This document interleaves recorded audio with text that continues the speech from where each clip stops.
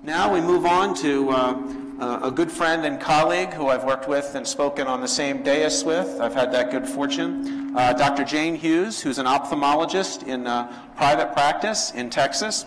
She's an ophthalmologic surgeon and board-certified ophthalmologist. She's a fellow of the American College of Surgeons, as well as being clinical professor at the Department of Ophthalmology in her area. She's the chief of the ophthalmology service, actually, for Baptist Hospital System. She also is the co-founder and president of the Texas chapter of Doctors for Patient Care, which you've seen other doctors speak from that platform today. She's the president of the San Antonio Society of Ophthalmology and the communications director for the Bexar County Medical System. She's been listed in the best doctors in America, San Antonio's top doctors, and I consider her a colleague and friend and a pleasure to listen to, and you'll learn a lot. Thank you. Now, Dr. Hughes. Greetings from San Antonio, Texas. I'm Dr. Jane Hughes, and my presentation is entitled, Now What? I chose this title because it reminds me of one of my favorite movies, Groundhog Day. As we've watched this whole Obamacare saga unwind, after each near success at damage control, we've asked ourselves over and over and over, now what? No one really believed it would pass until it did, and then we all muttered, now what? The individual mandate was certainly unconstitutional until it wasn't, thanks to John Roberts' Supreme Court. Obamacare's ardent opponents shook their heads and wondered, now what? Legal challenges continued as King versus Burwell traveled up through the courts questioning whether the clear language of the law allowed subsidies through healthcare.gov. Why even Jonathan Gruber, one of the architects of the plan, explained to us stupid Americans how that language restricted subsidies to state exchanges, and that was the intent of that section of the law. Once again, John Roberts delivered a political rather than a judicial opinion, and suddenly state can mean federal government, and we've shrunk to two branches of government, the executive-judicial and the legislative. Now what? The president says Obamacare is working. This is the same guy who assured us that if we liked our plan, we could keep our plan. Well, the Wall Street Journal reports that the government's own Inspector General for Health and Human Services can't account for $2.8 billion in subsidy payments to insurance because the healthcare.gov computer system isn't completed yet. The government is unable to establish what the enrollee-specific payments should be. Our tax dollars have been freely given out to insurance companies on the honor system. And the back end, using Health and Human Services' own term, of the healthcare.gov won't be completed until after 2016. Another $1 billion has been wasted as seed money given to 7 states to establish their own exchanges, the very 7 state exchanges that are now financially insolvent. The latest of these is Massachusetts, which was supposed to be the model state, which is under federal investigation as well. The Wall Street Journal reported they found third-rate technical work, disregard for deadlines, pervasive mismanagement, little outcome measurement, and overall bureaucratic gross incompetence. In spite of a test failure rate of 90% prior to going live, the Massachusetts State Exchange launch was made with disastrous results. Now what? Nationally, over 10 million people have lost their private insurance, with more to come. Insurance premiums are projected to rise by double digits in 2016, with some states actually seeing increases in excess of 40%. Many of the 8 million people with subsidies through Obamacare find they have deductibles so high that they can't afford care, so they go without, essentially deriving no benefits from their insurance and our taxpayer dollars. Now what? And if it wasn't bad enough to watch Obamacare be passed in the dead of night at the last minute without anyone reading it first, we had another Groundhog Day experience with the passage of H.R. 2, the doc fix. In a Congress filled with stale leaders desperate for any evidence of bipartisan legislation and gross inattention to the looming deadline to fix or change the sustainable growth rate formula for physician payments, the perfect crisis again became the perfect opportunity for backroom deals, lobbying checks from tech companies and hospitals, and no time to read the bill before seeing what was in it. Great excuse. No problem. H.R. 2 was passed and voila, Obamacare on steroids for Medicare, and a Republican fingerprint all over government command and control medicine. We thought surely the physicians in Congress would speak up to stop H.R. 2. They all begged us for campaign contributions by decrying the evils of Obamacare and promising to repeal and replace. But when the time came to vote on principle against H.R. 2, they all voted yay, evidently caving to leadership pressure and fat cat lobbying checks. Now what? And certainly, we thought our national medical and surgical societies would oppose the doc fix when they had a chance to read it in the 2 weeks before the Senate voted, but alas, they not only promoted H.R. 2, they celebrated its passage. Now what? In order to get paid, the doc fix requires mandatory electronic medical records and proof of their meaningful use with more and more and more complicated reporting requirements.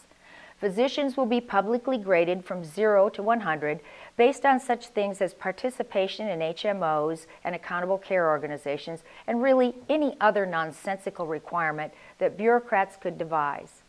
George Orwell could have written the new merit-based incentive payment system, appropriately called MIPS, as we are all reduced to minions in the provider army. And one of our own, Representative Dr. Mike Burgess, introduced the section requiring interoperable medical records, which allows qualified data registries, such as insurance agents, government agencies, and other organizations, to include the World Health Organization, to access any individual's medical record. This represents the end of the privileged and private communication between the physician and patient, which, as we all know, is a crucial component of appropriate medical and surgical care. And finally, the new disease coding ICD-10 system is mandated by October 1st, 2015. All of this draws time away from concerns regarding patient care and professional growth and development to checking the correct box and risk avoidance. Health and Human Services and the Center for Medicaid and Medicare Services say they'll be ready for the conversion. These are the same people who said they were ready for the disastrous launch of healthcare.gov. Now what? It gets even worse. The cost of complying with the electronic medical record and ICD-10 coding is estimated by the AMA to be upwards of $87,000 per physician. Many physicians, especially those in solo and small group practices, will be financially unable or unwilling to shoulder these expenses and thus will retire or opt out of Medicare, further aggravating access difficulties. Soon, private insurance will follow with these same mandates. Now what? We're at the end of our rope of now whats. We look to Congress, we look to the courts, we look to our specialty societies, we look to the physicians in Congress, we look to the mainstream media, we look to the conservative media, and where are we? We are watching 1/6 of the private sector economy, which happens to include our profession, be destroyed and replaced by a bungling, hulking bureaucracy, unable to even create a workable insurance exchange. Now that I've set the stage with where we are, it's time to offer some thoughts on, I almost hate to say it, but now what? To answer that question, I met with a former member of Congress who's now an active lobbyist. We met over a glass of wine and about 3 martinis, his. I wanted to find out what it actually takes to turn things around in Washington, D.C. He confirmed what most of us in this room already understand. We have the finest Congress money can buy. Not just huge monetary contributions from IT, hospitals, and insurance companies, but hundreds of perks like hard-to-procure tickets, invitations to lavish functions, admission to exclusive clubs. The list goes on and on. How can small groups of physicians compete in that arena? We can't. Many of us thought that our major medical and surgical organizations were aligned with the professional goals of private practitioners until we realized that they have become their own bureaucracies, peddling expensive compliance courses for government mandates and compromising physician autonomy for a seat at the table. They have allowed an inherent conflict of interest to creep into decision-making by bringing in hundreds of thousands of dollars selling these compliance courses. Can we change this? Maybe. We've all heard physicians complain that patients want our expertise and services, but they don't want to pay for it. However, I believe this attitude represents a fundamental misunderstanding. Patients want and value what we have, but they think they already have paid for it when they pay for their health insurance or have involuntarily contributed to Medicare and continue to have to pay premiums for their benefits. Medicare and insurance companies have promoted that thinking, and they've promised our services to their covered individuals. And we, as physicians, have been literally coerced into fulfilling that promise by the system of third-party payments. Employer-purchased and government insurance restricts access to covered patients with networks of physicians who are willing to sign a third-party contract. It is true that the patient could pay cash to non-network providers, but recall, these patients already feel like they have paid for their care, and they have paid. Some are quick to condemn physicians for these third-party arrangements. However, consider the fact that access to large numbers of patients is severely limited when a carrier sells these network products to large organizations such as school districts. For younger physicians trying to build their practice, it's simply not feasible for them to have an exclusively out-of-network practice in the current environment. Our task becomes one of creating a parallel environment that becomes the transition zone to third-party free medical and surgical practices. But how do we get there? In my opinion, we cannot create a parallel practice environment that includes all specialties and physicians without congressional relief of some of the mandates to allow a free market environment to support individual choice. Then insurance companies, the ones not vying to become the single payer, would respond with expanded health savings accounts coupled with inexpensive catastrophic insurance or self-pay with individually held high deductible policies, etc. Forget repeal and replace right now, except as a mandate for every conservative candidate in the 2016 race. We need relief now. My lobbyist friends said there is one thing that gets the attention of members of Congress even more than lobbyist money: constituents persistently hammering them over an issue. What I'm saying is that we start from the bottom up. The American Revolution began with conversation in taverns, and make no mistake about it, the fundamental transformation of our country by this president and this administration is dependent on this takeover of healthcare, 1/6 of the private sector economy. At breathtaking speed, our profession is on the way to being reduced to data gathering and protocol following providers. For not complying with EMR, electronic prescriptions, and PQRS, for example, I'm penalized with a 5% reduction in payment for every Medicare service that I render. The ethos of our country is on track to shift from Hippocratic medicine, honoring the worth and dignity of every human being, to population health care management and access to treatments dependent on estimated quality-adjusted life years, or QALS. We must start these revolutionary conversations regarding medicine with an attempt at nonpartisan messaging. We need to target the man on the street. We need to share our message with our patients. We need to launch challenges from membership to our major medical organization leaders to get them on board and realign their priorities. We need to contact businesses with an alternative way of thinking of healthcare benefits, and we need to send a message to Congress from patients and doctors that we will not let up until the bureaucratic stranglehold on patients' options and physicians' autonomy in care decisions is removed. Repeal of Obamacare, in my opinion, must be a key factor in the 2016 elections, but in the meantime, we can set the stage. To accomplish this, I propose that we establish an umbrella organization, much like this one, that invites all existing like-minded organizations to join in a coalition without relinquishing their own organization to pool resources for direct messaging to the public. Our goal is to stimulate grassroots activism and pressure our medical and surgical organizations to realign their goals with us, adding much-needed strength to our cause. And what is this message?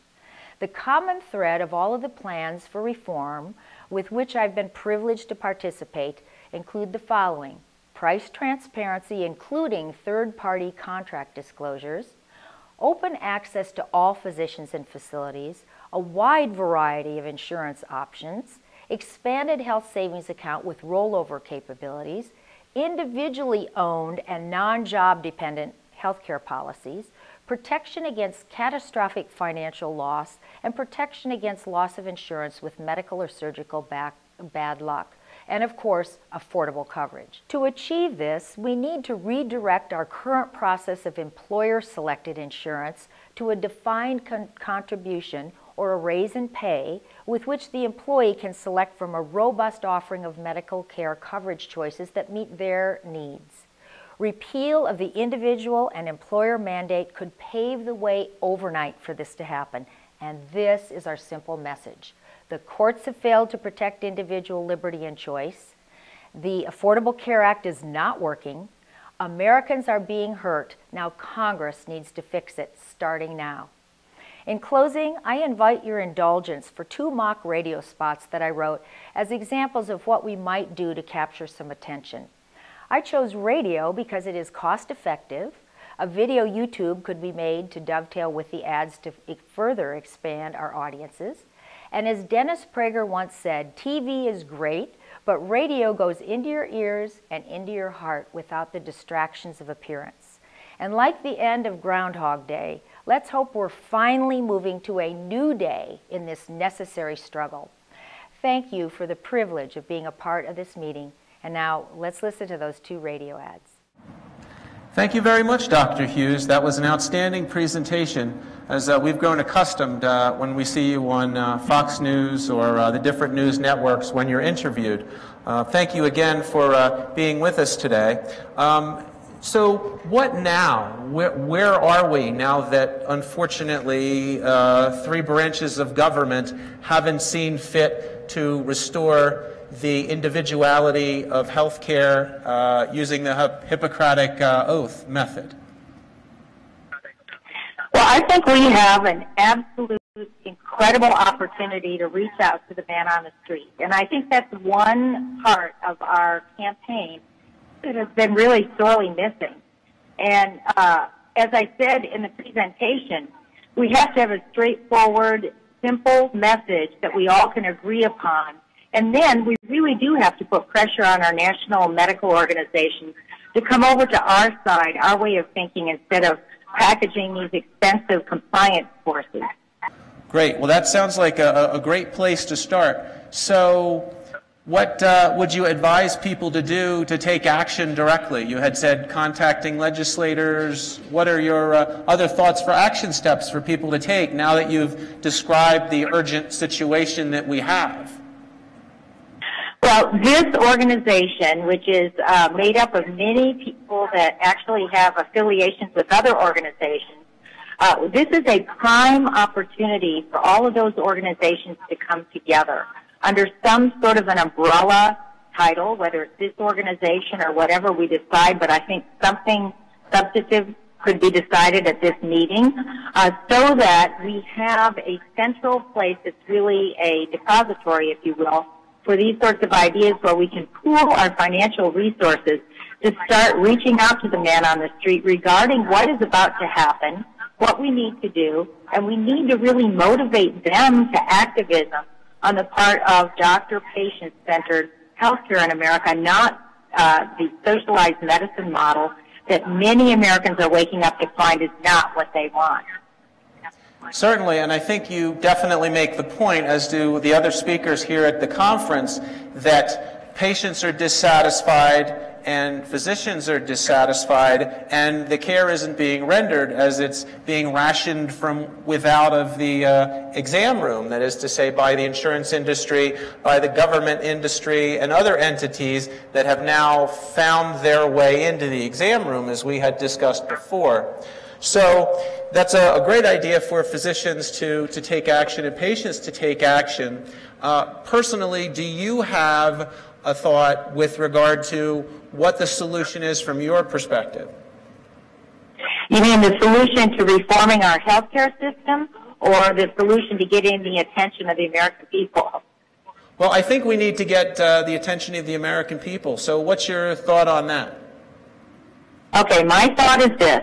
I think that it's inexpensive to run a radio ad, several radio ads. I remember before Obamacare was passed, on my own money. I actually created and ran a radio ad, and I got calls from all over the United States of America from different radio hosts to come on and explain what I was talking about the impending doom of Obamacare. Well, now people are awake to the fact that they were lied to, that they were misled. We have a prime opportunity. What our problem is that we don't have a centralized area where we can really enact some of these strategies to educate people and get the man on the street to start pressuring Washington, D.C. to do relief legislation, if you will, to start to allow the sort of free market situation that we want, that would allow health savings accounts and enable the patient to make choices.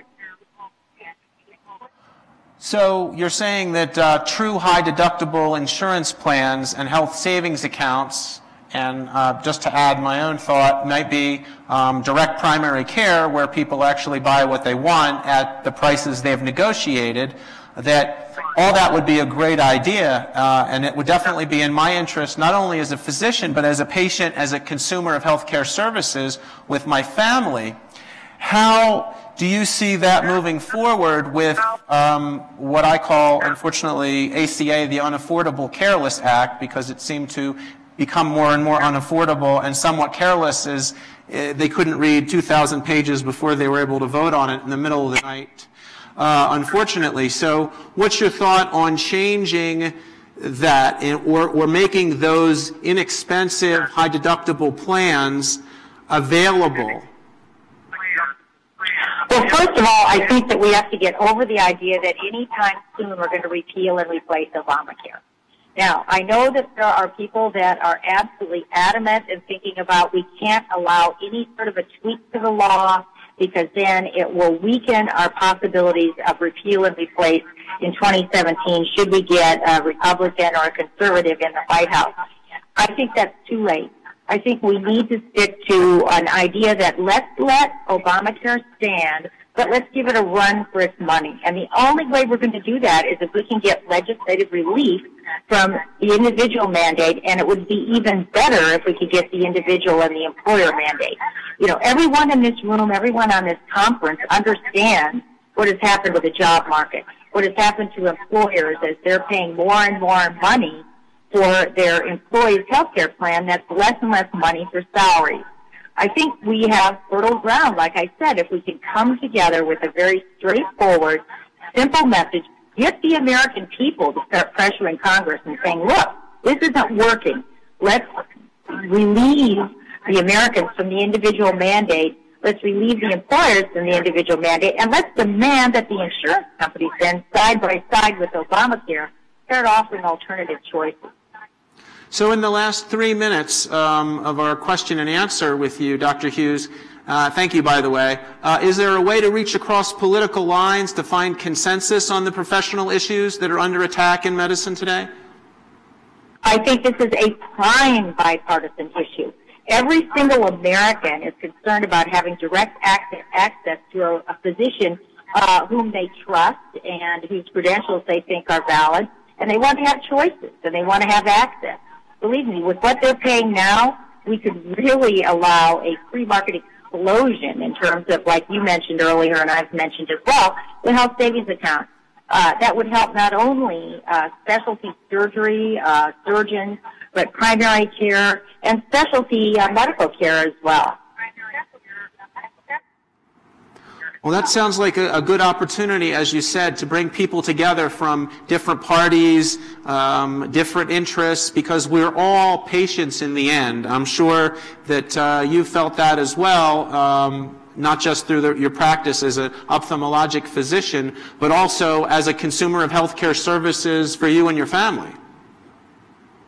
That's absolutely right, and I think we have a core common message. Give us choice, give us access, and let us spend our own health care dollars rather than insurance dollars in a free market environment that allows us choice. And in return, physicians, hospitals, pharmacies are going to have to go to a transparent fee schedule so that we can make intelligent choices and be better stewards of our health care dollars.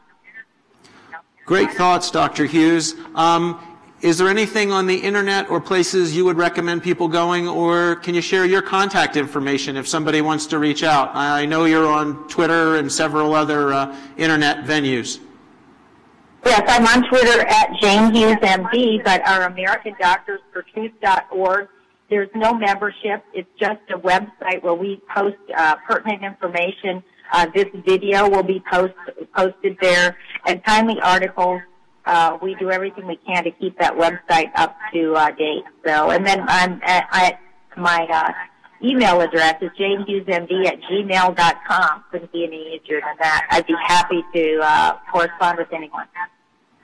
I appreciate that, and I know you have corresponded with multiple physician colleagues on these topics with this and other physician organizations that are in the fight for patients to regain their individual rights. So again, I thank you for coming to us and spending time with us today, and we do hope you'll be joining us throughout the conference. I will be, and thank you so much. I would be there, but I'm on a family vacation, so there was absolutely no way. But I am absolutely privileged to be with you.